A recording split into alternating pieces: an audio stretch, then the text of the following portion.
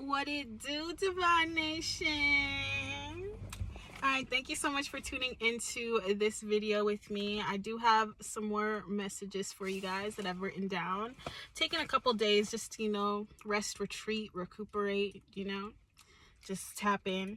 So, yeah, I can't wait to just share these messages with y'all. So I think I'm just going to get into it.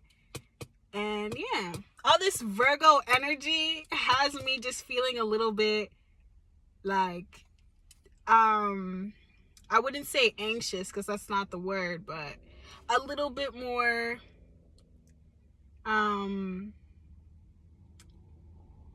like trying to better detail my steps, and I don't know, maybe probably overthinking our steps way too much. So if you can resonate and relate to that, then this video's for you. All right, so let's get into it. All right, so first message I had was a channeled song from The Lion King, and it's the one that goes, "Can you feel the love tonight?"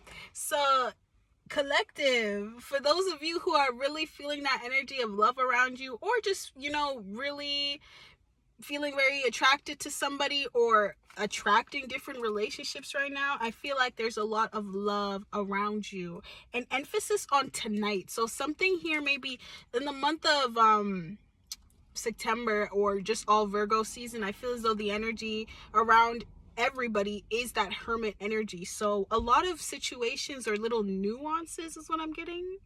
Nuances, okay? Little synchronicities and things, and enlightenment, and possibly your happiest moments will be happening in the evening times during this season. All right, and my guides actually told me to go through the Lion King and just talk about that a little bit more with you guys. All right, so let's talk about the Lion King. We know Scar, Mufasa, Simba, and all that, but nobody ever speaks on Simba's mom. I'm forgetting her name because I know Simba and Nala, but forgetting Simba's mom's name. But I just wanted to highlight here, because I wrote here Lion King and then feminine energy. So what I wanted to highlight here through this movie was the connection and bond between Simba and Mufasa, when he would take him on these little like explorations and just adventures, and then give him wisdom and insight. Like, those moments were not only like a father and son moment bonding of him connecting to his father, receiving insight, but that nurturing aspect that Simba also provided for him. It was like almost being almost being two parents in one. So Divine Collective, I feel as though you may be in this situation, or may have experienced a situation in your life where you kind of had to be your own parent, or you are in this position and you are a parent, and you do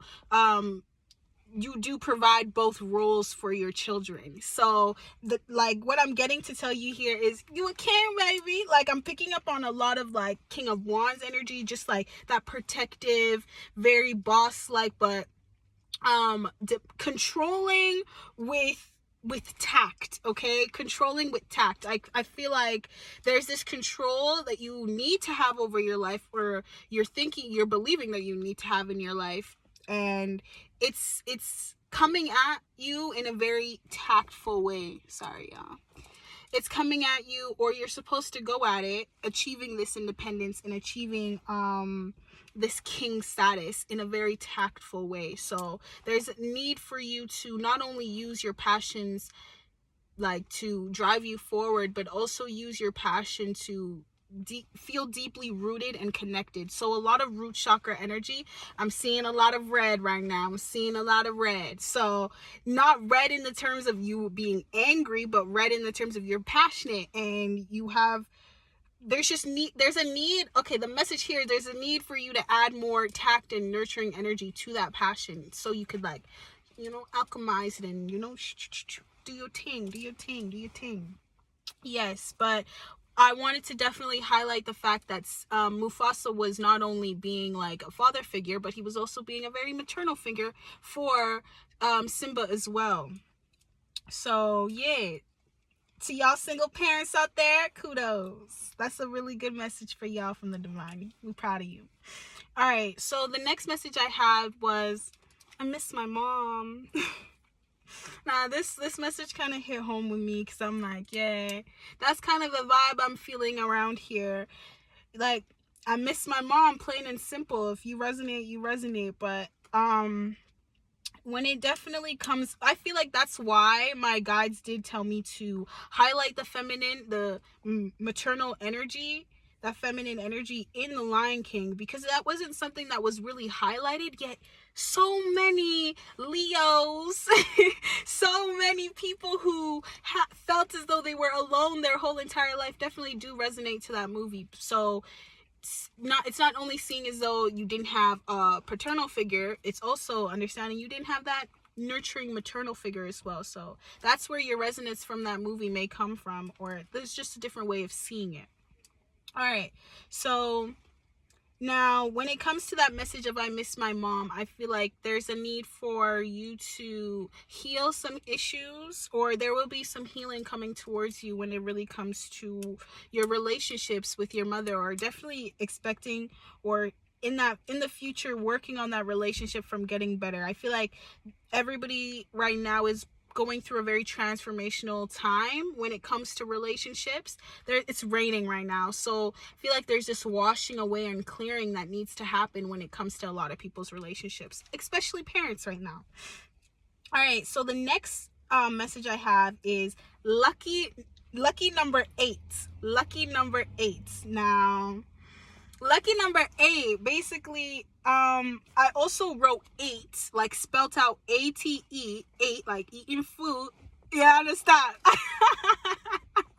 You know, I also wrote that in brackets because it's like, okay, I'm saying lucky number 8. Now, you may be the 8th person in your family. You may be, something is maybe happening 8 generations. I don't know. Maybe you're the 8th child of your parents and you're special. I'm not too sure. Maybe you had your favorite number is 8, or maybe you had a sports jersey and that number was 8, whatever. But lucky number 8. So let me tell you, you're moving into a space right now where you're going to feel very lucky, but it's not just you. You're blessed. Understand? It's not just luck. But you about to eat. Like, chop, chop, chop. You about to eat. Like, I'm talking eat. Like, whole feast full of food for you. You finna eat. You finna eat. That's just the message. Now, I underlined lucky twice. So there's something about something being like tool. Like, that's the energy. So double the luck, double the blessings, double the something. I don't know, but it's double. But you ate. Oh my gosh. That's like 2 times 4. You ate. So something is being like multiplied by 4, or something is being doubled in some way, shape, or form, Okay? I don't know. Y'all do the maths over there. I'm just supposed to give you the message. So when I go listen, I'm going to do the maths and then I don't know. Okay? All right. Oh, yes, exactly. When I mentioned like, oh, okay, you're blessed, not lucky. Definitely take it that way, because I remember when writing down this message, I got Nikki's line, "No, I'm not lucky, I'm blessed." Yes, So that's what I heard. It's plain and simple. You may be a Sagittarius, or you may be just seeking new philosophies, new knowledge, new enlightenment, Now, yeah. Okay, now, another message I have here, I wrote down the color yellow. That is so crazy. You know what? I wrote this a couple days ago, and now I'm wearing the color yellow and now saying these messages. So, like, that's interesting. So, yellow may be your favorite color, or you may be very connected to, like, the color gold as well. So, yellow, gold, the sun. So, you may be a Leo, or just all those energies. I feel like there's this confident energy around you, or this energy of you stepping into a new level of confidence in yourself, in your own abilities. So stay smiley. All right. Now, okay. There was one thing out here for my astrology buffs that my guides also told me that I was able to say to y'all. So I'm really happy to share this, because I feel like it's going to help you better connect to your spirit guides, or ancestors, or any ethereal being out there. You understand? Not just any, understand, but those that are for your highest good. Like, I feel like if you're just stepping into spirituality, like just trying to know how you should connect to your guides and ancestors and that and your intuition more, it's just connecting to ether and the divine and source, but it's having to remove layers and go deeper. So second house, look at your second house. That is what you value. That is kind of how your finances come through, but it's also how your lineage, your generational money kind of lasts. You know, it's how your generational money has gone on in this span of time. It's kind of how you connect to your ancestors too. So let's say, for example, you're an Aquarius rising and you have Pisces now in the second house. You may be an individual who may accumulate wealth very easily, but also may lose wealth very easily. But you may be somebody who is considered to be very fluid in how you obtain money. But then when connecting to your spirit guides, it may be harder for you to feel like you can connect to them, because that Piscean energy, it's like mutable water, right? So it's, I kind of make that resemble, mutable water kind of resembles like a mist-like energy to me. So it's kind of something that's like you can see through it, but it's also hard to see through because all those particles are very hard to connect to. So if you are like an Aquarius rising, your second house and connecting to spirit guides and ancestors and things such as that maybe just like harder for you to connect to the exact feeling and knowing of their presence because of that like Piscean mutable water energy. So that's just an example of you understanding how like the second house can also play into how you connect to your ancestors and guides, and how that can just be much more easier for you. So another example I'm being told to give is that if you have Aries in the second house, where that's cardinal fire, right? So that's almost as though you've always, like, it's kind of throughout your whole life, there's always been this energy of you feeling as though you come from a strong lineage, probably of people who are very well established and bosses in their own right, in their own respect, probably very controlling in their own right too as well. But you can also see like having Aries in the second house also gives you that initiation energy in always feeling able to get finances, or being able to feel connected to your spiritual upbringing or your ancestors. So you possibly knew your grandparents, or you heard of them growing up, or you knew that they had built a business that your father had then taken over, something of that sort. Or if not, you know, it can just be different, but there's always this energy of you coming from something that was built it's like coming from something that was built and seeded from an initial person, which is how all lineages start really. But that Aries in the second house is just more like boss like, and more it's cardinal fire, so it's more like sparky, I would say. So definitely people are probably known to know your family name of the sort too. So definitely that can be a good tips for you being able to connect to your spirit guides or ancestors of those sort. And you could also see like maybe you may be connected to somebody who is able to do who is like about like I'm gonna stop the messages there because I'm gonna keep that info for me.